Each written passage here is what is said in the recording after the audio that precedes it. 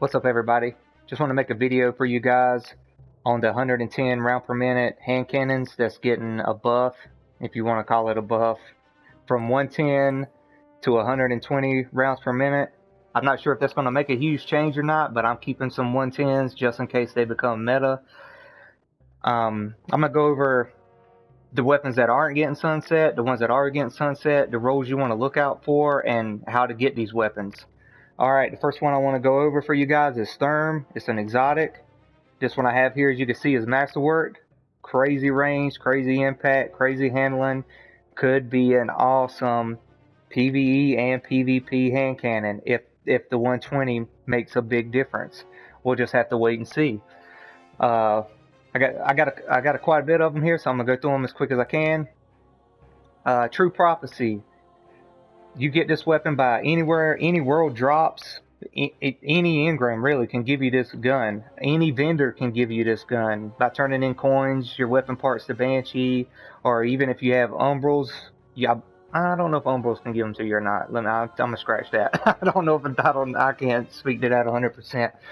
So the two that I have here, they both have overflow on them. This one's overflow demolitionist, overflow explosive payload. The reason I'm wanting this for PvE is overflow. Whenever I pick up ammo, it's going to overflow the magazine up to, I think, 20 something rounds in the magazine. And like if I run an extended mag, which bumps this up to 12 compared to like alloy magazine, which is faster reload and the mag's empty.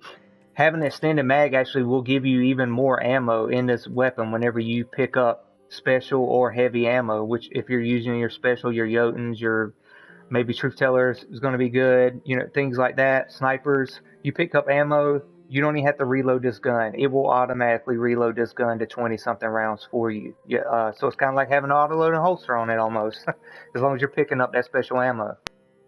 The reason I like explosive payload is, even though the gun may have damage fall off from the impact of the weapon, when the explosive round goes off, it will always do the same amount of damage, no matter how far away the target is. So it's really good in harder content. If the 120, when these get bumped up to 120, this could be really, really good. I don't have a PvP role for this weapon on my character. I'm sorry about that. I like to actually have the weapons to show you guys and not just, you know, pull up some screenshot of like GG. But this weapon can have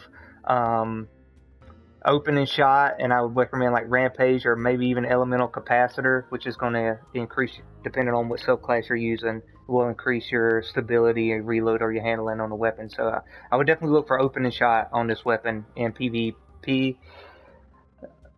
The reason being is whenever you take that first shot on a target, it's going to help you be on target compared to if you didn't have it and say you miss. It's harder to get back on target in the middle of a gunfight when that opening shot is helping you land that first shot, so your next shots you follow up with will continuously be on target. It's an amazing perk for PvP, so be on the lookout for opening shot for PvP. Alright, next we have Criminal's Dagger. You can only get this weapon from Iron Banner when Iron Banner comes around, so just be on the lookout for it. I wouldn't use this one in PvP because it has rangefinder on it, and the only reason for that is, yes, the gun can shoot farther, but it actually zooms your screen in when you aim down sights, and it can just be, whenever you're used to playing with weapons that do not zoom the screen in so much, and you play with a gun that has rangefinder, it could throw you off your game a little bit. But this is another one to look out for when Iron Banner comes around, is Criminal's Dagger. That's about the only really good 110s that's not getting sunset right away. Yeah, this one's getting sunset too. We'll go over this one. This is a special weapon, essentially. It has elemental effect. I got this weapon just dropping in a world pool. Engram hit the ground, boom, it was thin line, has Rampage on it, is void, so I decided to keep it in case I need it at some point. Alright, I'm going to go over the weapons that are getting sunset that you may have in your vault, or that you may be on a lookout for. If you're running forges, this bad news, you could get this also. This one has time payload on it. The reason I like time payload along with explosive payload especially if they have the overload rounds again on hand cannons next season or any season in the future. You put this overload round in a hand cannon, and especially if you don't have divinity or if you're running a different exotic, time payload and explosive payload with overload rounds will stun an overload champion in 2 shots. Real easy, real simple, easy to use to stun those overload champions, which can be a pain in the butt. So that's why I like to have weapons with the time payload and explosive payload for the range that it can continuously do damage at, and it can stun champions fairly easy. If you want to almost guarantee that you're going to get a weapon from a forge, be the person who puts the final blow on the boss from the forge. That is the person who gets the weapon. So try that out, and if you're trying to get that last shot on the boss, you're going to get more weapons from the forges if you're happening to still running forges before Beyond Light comes out. Next one I'm going to talk about here is Duke 44. If you happen to still have this thing sitting around in your vault, I'm not sure if you can still get this weapon or not, but if you have it in your vault, I would keep it. Like I'm saying, the rounds are going up to 120 rounds per minute. These have rapid hit, kill clip, so you would use this in PvP. This has rapid hit rampage. I would use this in PvE. And possibly if I didn't have this kill clip one, I would use this one in PvP. Also, main thing about rapid hits, rapid landing precision hits, which you're going to be wanting to try to do with this weapon, seeing that they have small magazine sizes usually. They're high impact, so you want to get the most out of it you can to shoot slow.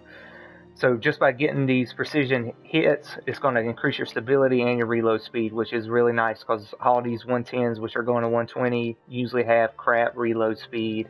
So this is a nice perk to be on the lookout for. And a nice weapon if you happen to still have Duke 44 in your vault. Next one I'm going to look for, you can essentially farm this from the lectern on the moon there beside Eris. These 2 weapons, I have Outlaw, which Outlaw is getting a little bit more of a buff, where it's going to reload a little bit faster than what it has this season. This gun has a lot of good rolls you can get on it. This one has multi-kill clip. This one has opening shot for PvP. So if you have any of these weapons, or if you want to go to the lectern and get you a few of them and try to just get you a couple to have in the vault, I would recommend doing that, especially there's not a whole lot to do in Destiny right at the moment. The last one I want to talk about here is Warden's Law. You get this from the Warden of Nothing Nightfall. It doesn't have to be the Ordeal. It can be one of the Legacy Nightfalls. And I'm hoping this gun comes back and it can have a higher light level to it, because I don't think that strike's going away. I could be wrong, but I don't think it is, so hopefully we can get this gun essentially reissued at a higher light. But this is the curated roll that has a chance to drop from that Nightfall. And it has reload from Masterwork, Feed and Frenzy, which is nice, Rampage. You can pick between Flare Wheel Magazine, reload faster, accurized rounds, more range, and then whichever one of these sights that you prefer would be awesome. So yeah, here we go. There you go. 110 round per minute to be on the lookout for. Ones you may have in the vault you might want to keep, and I would just hold on to them if you happen to get any to drop while you're playing the game before Beyond Light comes out. Cool. If you made it this far, please like, please subscribe, and try to get some good content out to you guys as quick as I can. I appreciate it. Thanks.